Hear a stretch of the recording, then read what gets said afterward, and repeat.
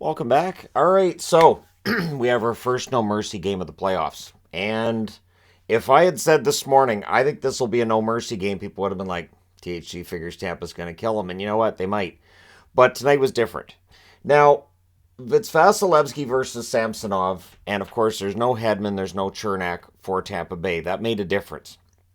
Vasilevsky sitting at 64 wins, sitting currently one behind Hasek for career wins in the playoffs. Loud crowd to start off, and then there's an early Leafs power play, and they score on it. It's Marner from Riley and Matthews at 47 seconds. It's a one-timer. It goes right through Vasi, and it's the first shot. So Toronto has what they didn't have in Game 1. They have that early lead. Bolts look to answer. Maroon has a tip shot that's saved. Fleury has a shot that's held, and then we get some pushing. Bogosian versus Giordano happens. So that was kind of a fight out of nowhere. Nice to see Mark Giordano get into a fight, and Gio chants from the Toronto crowd. The Bolts draw a power play. They were 4 for 8 in Game 1. They did not score on the power play in this one tonight. The Leafs clear early. Stamkos has a shot that's blocked and cleared. Points denied. We get another clear after that. Colton has a tipped shot that's held as the penalty kill comes to an end. The shots on net, 4-1 for Tampa Bay at 6.5 minutes. Cole then has a shot that saved. The rebounds cleared. The Leafs press 8 minutes into this. We have a near miss for Shen. Perry with a net drive, that was held. The Bolts get a power play. Kucherov with a one-timer, that's blocked. They cycle. Kucherov fires one wide. It's killed off. No actual shots hit the net there. We then get some back and forth that follows, and then on a face-off win, Tavares goes to the net and buries one from the slot. Riley with the assist at 12:45. So suddenly it's 2-0 in favor of the Toronto Maple Leafs. O'Reilly's then denied as the Leafs look for another. So momentum absolutely huge in this series. Apparently, Tampa Bay had all the momentum in the first game. This game, it's all Toronto.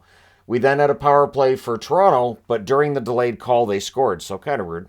It's Nylander from Riley and Matthews at 15:08. So this is one of those weird things, right, where it's 6-on-5, but it's not technically a power play goal, so they don't call it a power play goal, but kind of is because they had six skaters on the ice.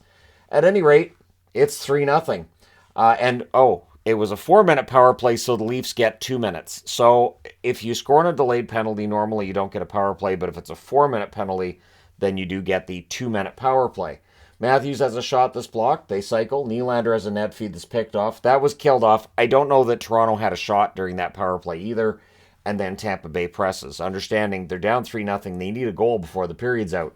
Kucherov has a backhand that's saved with the Leafs kind of pinned down there late in the period. But in the closing seconds, really loud cheers from the crowd. Completely 180-degree turn from how things were at the end of the first, second, and third period in the first game. So much happier Toronto crowd. I'm thinking they're going to be happy about the price of tickets today. But second period, early press by Tampa Bay, misfires. Riley has a shot that deflects out.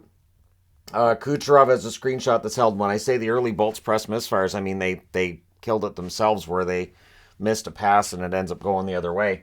The next Kucherov shot is tipped wide. Kucherov has a chance that's held. He had a really busy shift. So Kucherov's kind of all over the ice early in the second. Achari's denied on a net drive. Things get pushy on a hold by Samsonov. Nylander's denied as the Leafs press. The shots are 5-4 or 5-3, I should say, for Tampa Bay at 5 minutes. So they're getting shots, but as each period went along, Toronto kind of takes over. The Leafs press 6 minutes in. Giordano fires one wide. Kampf has a shot that's kicked aside. Bolts are kind of pinned down at this point, but then Cole on a rush. He dekes around Samsonov and he scores at 8:58 from point and Stamkos immediately. The volume of the crowd in Toronto, their voices drop a bit, and I get it because of course there might be this fear of, oh come on, no, this isn't going to happen again, right? So the Leafs press with 9.5 minutes left. They're kept to the outside. What I thought was good about this was they responded properly to allowing that goal. They just went right back to work. Maroon has a shot that's saved, and then the clear was picked off, so they couldn't get it out. O'Reilly's then denied in close. Fans call one, the referee doesn't. Riley has a net feed that's held, and then at 13:14, it's a rebound, and Tavares roofs it in close from Nylander and Riley. So big game for Riley tonight. He ends up tying a Leafs record in terms of assists in a playoff game. And then at 15:52, Aston Reese adds another to make it 5-1. So this game was a laugher at this point. Kampf and Lafferty with the assists. That was buried in close off a good forecheck. Perry's then denied as Jeannot has a shot that's blocked. And then before the period's out, Toronto scores again. It's Marner from Brody at 18:02, and that one it's a turnover and it goes in off Brandon Hagel. So after 2 periods, the score is 6-1. Now, I thought about doing another short video where I was going to talk about, no mercy game. My fear was this. If Tampa Bay comes back, if Tampa Bay goes on this ridiculous run and comes back, Toronto fans aren't going to be happy with me for doing that short about how they're in this no mercy game. So I thought, I'd better not. I better just leave it alone. So we go to the third period. Vasilevsky's still in, which kind of surprised me. I thought they'd rest Elliott in the third period. This game was done. There's no way they were coming back and scoring 5 in the third period. There's an early Sergachev shot. That's blocked. The Bolts had the early edge. Perry has a net drive. That's defended. So Corey Perry did not have his way with the defense tonight like he did in the first game. Leafs press at 4 minutes. They had the only shot that actually had hit the net 5 minutes into the period. So very good shot suppression from Toronto tonight. And they need to continue that when they go to Tampa Bay for games 3 and 4. Pressed by Toronto at 6 minutes. They're kept to the outside. Marner has a shot that deflects out. Very few whistles, which I thought worked for both teams. Look, Tampa knows they're not coming back and winning this. They want this game over with. They don't want any more injuries. For Toronto, they just want the clock to wind down. Much the same. You don't want any injuries. You don't want things to get silly. Things would eventually get silly, though. Jeannot versus Shen happens. Shen had turned down the fight earlier, but he takes it here. Hitting ramps up a bit after that. Kucherov has a shot that's held. The emotions are pretty high at this point. Cole has a point shot kicked aside. The Leafs clear. And then Corey Perry does get a goal in this, but again, they're up 6-1 at this point, so it becomes 6-2. He slides it along the ice, so Samsonov guesses he's going to go high, and he goes low. I'm surprised players don't do that more often, to be honest. Belmar and Maroon with the assists at 12:38. And then on the next whistle, we get some punching, because that's where this game was at this point. The Leafs come out with a power play.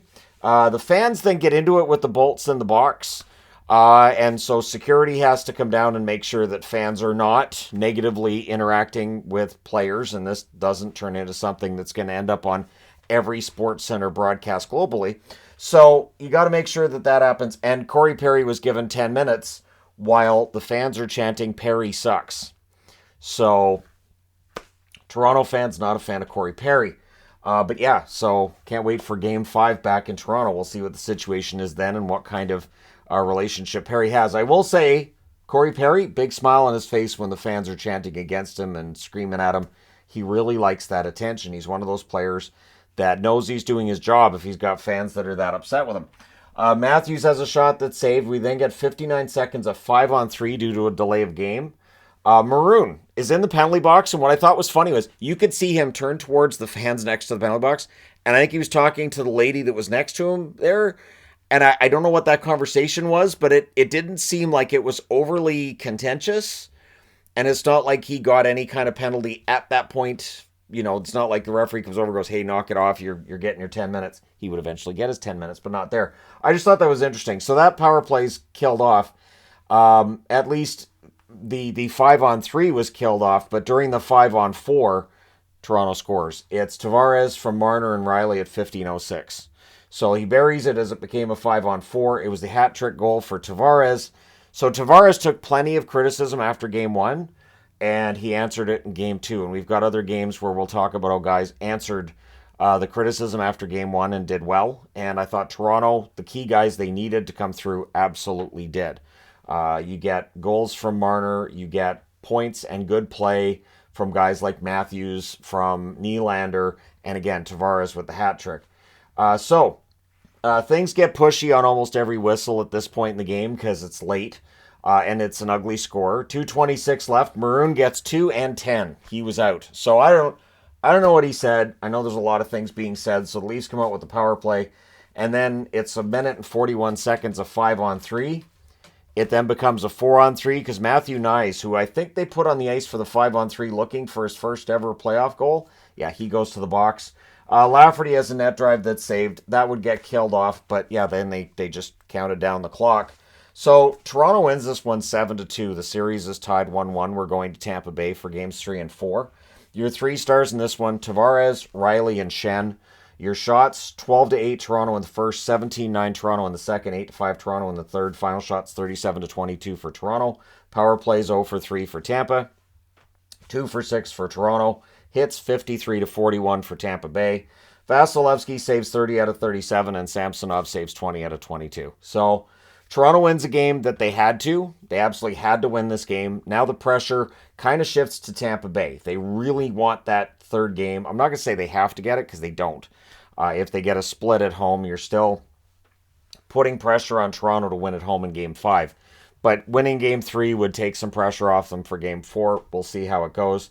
But, kudos to Toronto for a bounce-back game. And I know there's going to be a lot of comments about, well, there was no Hedman and there was no Chernak, so that's why they won. But when you win by 5, I don't know if Hedman was in, if Toronto doesn't still win the game. Maybe it's not 7-2, but I think Toronto was determined tonight. And it is tough to put a team down 2-0 at home, as we saw tonight, where this was the night where all 4 of the game ones had been, won by the road team. And tonight, only one road team kept that going. At any rate, Tampa Bay wasn't that team. They could very well win one at home in Game 3. We shall see. Let me know your thoughts in the comment section below, as always. Don't forget to hit like and subscribe if you're browsing your way through. You just happened upon this video. Thank you guys so much for watching, for all your support. I will talk to you again soon.